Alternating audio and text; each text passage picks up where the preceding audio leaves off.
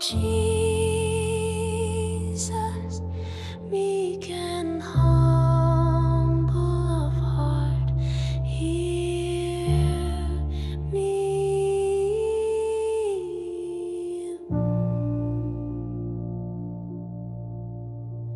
From the desire of being esteemed, deliver me, O Jesus.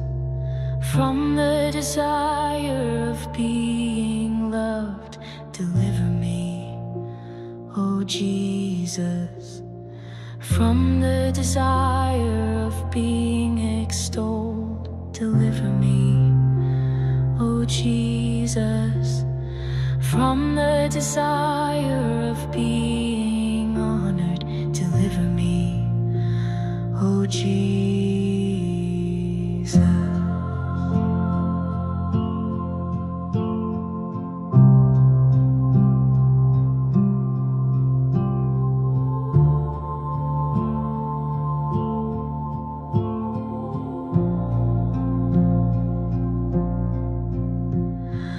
From the desire of being praised, deliver me, O Jesus.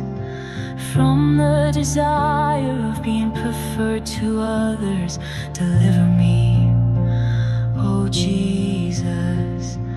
From the desire of being consulted, deliver me, O Jesus. From the desire of being approved, deliver me, O Jesus.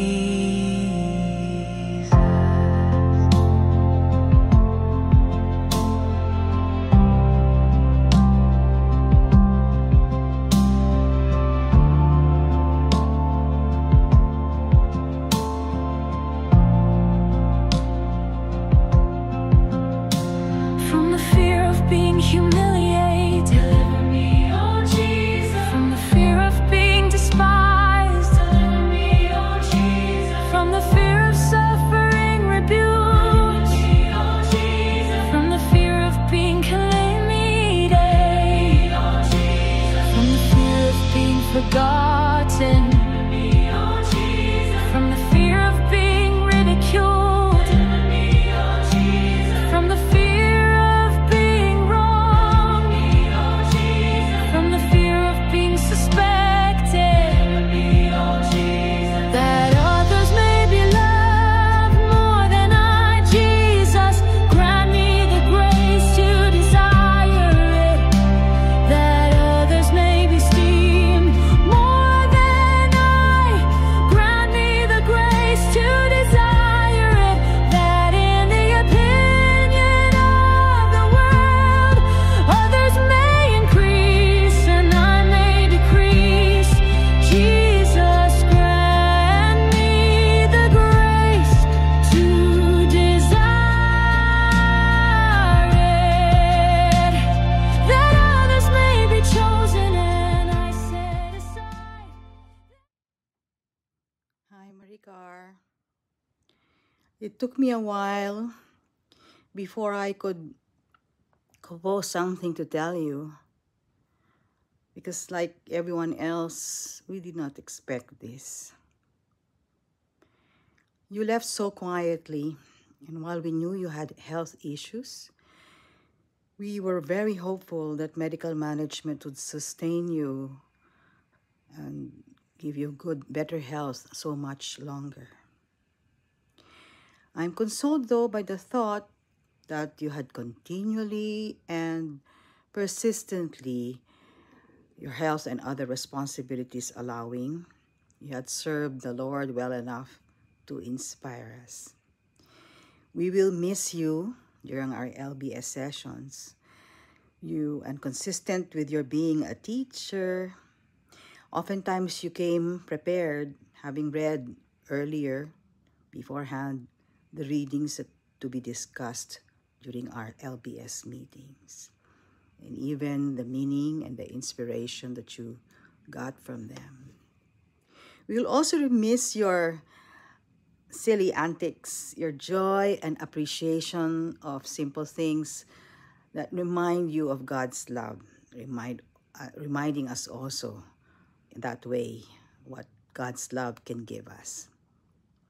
Personally, I will miss your almost daily sharing of messages, reels, be they holy, serious, or funny ones, in FB and also Instagram. Now, when I open my FB and Instagram, I no longer see your sharings. Sharing with me, sharing with each other meant so much. I would smile up to this day looking at all your other shared messages. Anyway, farewell, or should I say till we meet again, my dear friend. Thank you for touching my life the way you did. I will pray for your happiness and peace. No more sacrifices in this place called earth, but pure and eternal bliss in the arms of our Father in heaven. Till then, Maricar, enjoy eternal bliss. We will miss you a lot, but you will always be in our prayers. Please pray for us too.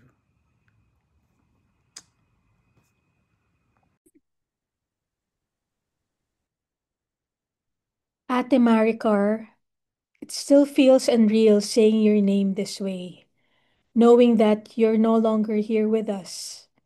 I still expect to see you at our next Bible study with that familiar smile, that feisty spirit, and that voice that could be both serious and funny at the same time. I remember the very first time I met you. You were the one assigned to transfer the block rosary in our Zone 10 in BF Homes, where we live. You lived just 3 or 4 houses away from mine, so I'd often see you around. My first impression, you had such a strong personality, confident, straightforward, and assertive. But as time went on, I discovered the warm, caring, and thoughtful person behind that tough exterior. Through our liturgical Bible study, I got to know you more deeply, not just as a fellow sister in Christ, but as a friend and even as a neighbor I'd often drop off after our Bible studies. I grew to appreciate your care for your brother Richard, a special child, and your concern, especially when it came to my health. You had that rare mix, feisty yet kind, opinionated yet humble, funny yet full of faith. You could make us laugh one moment and lead us into deep reflection the next. That was you, real, honest, and full of life. Your passing was such a shock, ate. We all knew you had health struggles, but none of us imagined you'd leave us so soon. You were just together that last Thursday, praying, laughing, sharing God's word as we always did. How could we have known that it would be the last time? You even said in our last Bible study Zoom session last Thursday, puntahan natin si Naomi sa Ilocos. Sorry, hindi na kita nadala dito sa probinsya namin. Nevertheless, I made this video for you, a small tribute from our hearts, your LBS and Spirit Minstrels family, and your friends like James. And I chose the song Litany of Humility as background music since you shared the YouTube video of this song last August in our group chat. I thought it was perfect for you. It reminds me of how you live your faith, not loudly but sincerely. You were humble yet strong, funny yet grounded, always true to yourself and to God. Ate Maricar, thank you for being part of my journey, of our journey, for the friendship, the laughter, and the quiet car rides home. Thank you for showing me what it means to live faithfully, to speak your mind with love, and to care for others even when you're struggling yourself. You'll always be part of our liturgical Bible study family, our sister in Christ, whose light, laughter, and love we will carry with us. I miss you, ate, but I take comfort knowing that you're now in the arms of our Lord, free from pain, surrounded by peace, and maybe still watching over us, smiling that playful smile of yours. Until we meet again, Ate Maricar, may you rest in God's eternal light. Thank you for being you.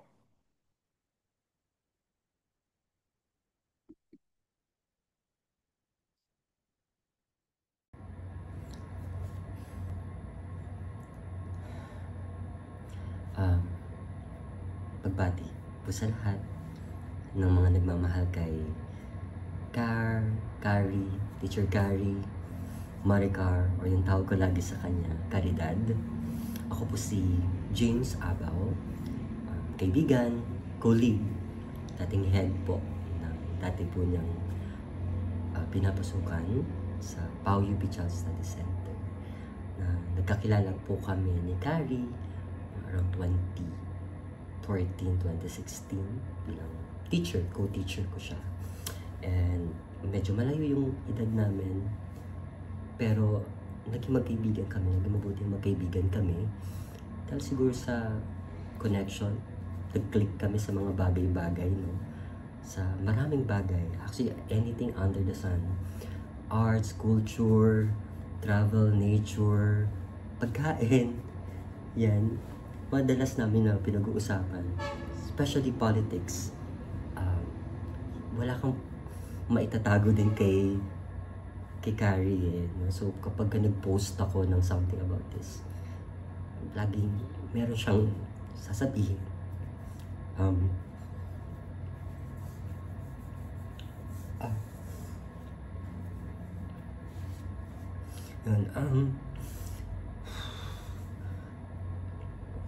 Yeah, especially during travel.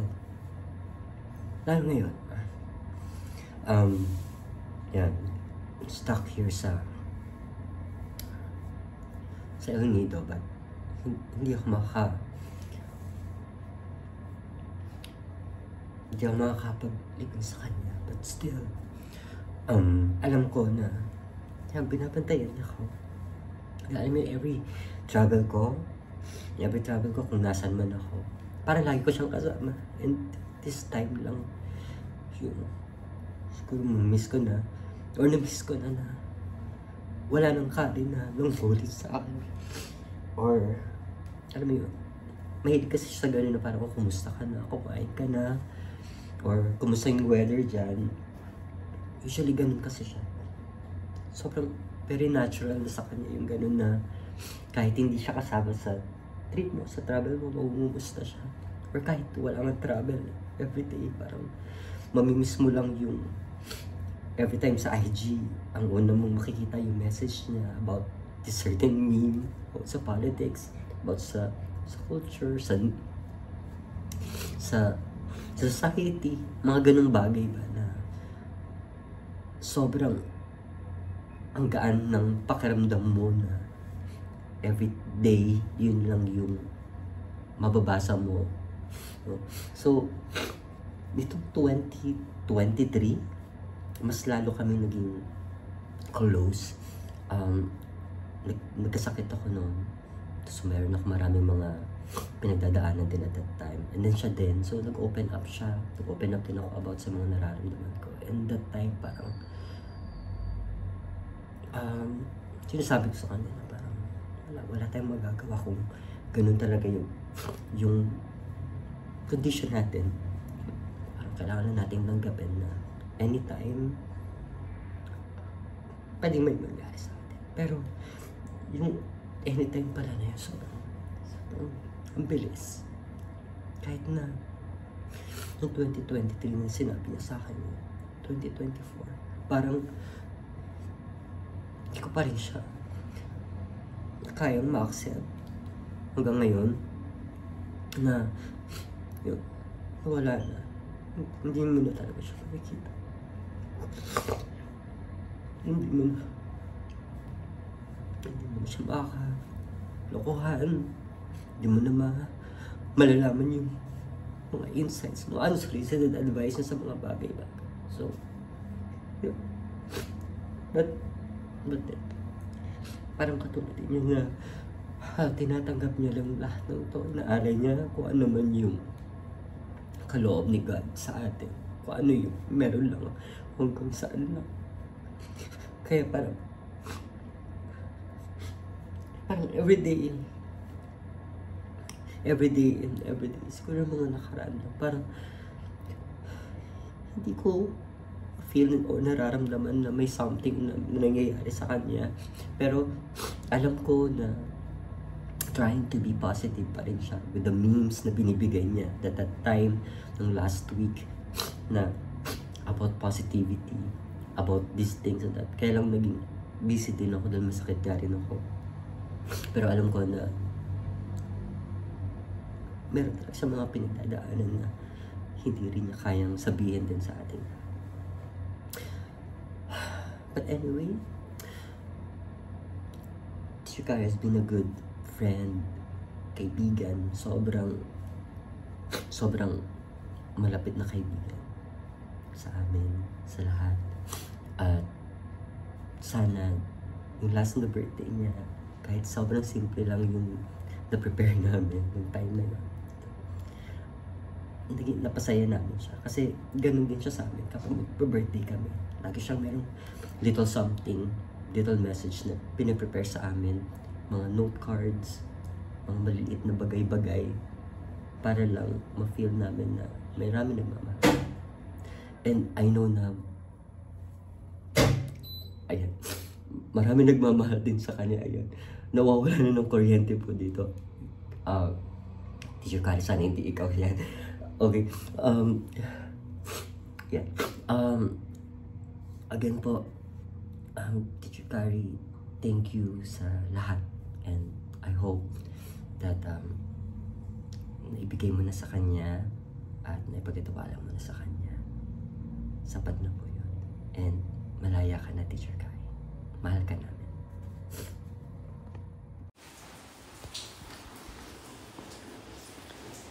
To our dear Maricar, I am torn between not knowing what to say and saying too much. You left us so unexpectedly. I had to do a double take after reading a Viber message that you are gone. We have just seen and talked to each other. You wanted bicho pa nga to take home to Richard. But then we really do not know what God's plan is for us. We only need to be watchful and prepared for Jesus, as the time is unknown as to when He would call us to join Him. And you, I know, are prepared. Father, my heart is heavy, mourning the loss of our dear friend Maricar, who has departed from this earthly life. We thank you for the gift of her presence and the love she shared with us, her sisters and brothers in Christ. We trust in your infinite wisdom and mercy, knowing that you have welcomed her into your eternal embrace. Lord, help us to cherish and carry the beautiful memories of Maricar in our hearts, and the courage to find solace in the knowledge that she is now at peace in your loving care. Maricar, know that your life was a blessing, and your memory is a treasure.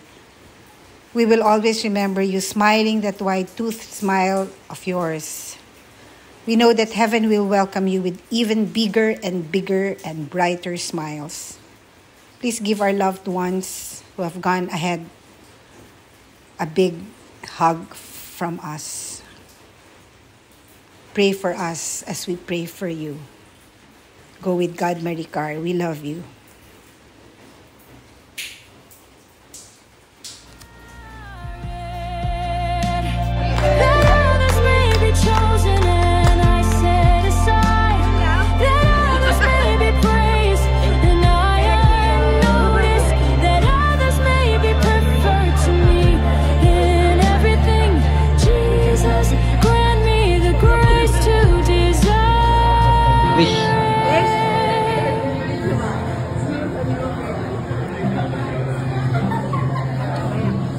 That others may become holier than I, provided that I may become as holy as I should. Jesus, grant me the grace to desire it.